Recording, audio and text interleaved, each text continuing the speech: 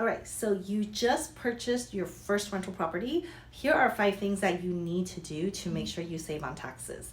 First one is making sure that you have a good system to track your expenses, not just your property expenses, but also expenses for other overhead things like the business use of your car or your home office, just other out-of-pocket expenses as well. Make sure you have a system to track it. The second thing is make sure you have the right legal entity to hold title to your properties. If you don't already have it in a legal entity, make sure you talk with an attorney to figure out whether a legal entity is needed, and if so, transfer title into the property and operate that correctly.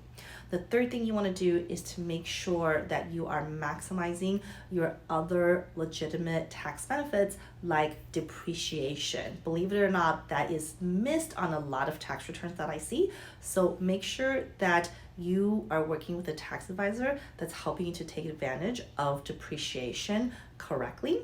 Number 4 is making sure that you send your relevant tax documents to your tax preparer. So that would be the closing disclosure that has a lot of costs associated with it. Make sure those are sent to them so they can capture it on your tax return. Last but not least, make sure you're working with a great tax advisor so that you're doing the right things during the year to plan for ways to further maximize your tax savings. So congratulations, you're already there. Make sure you do these things to maximize your return on investment and your tax savings.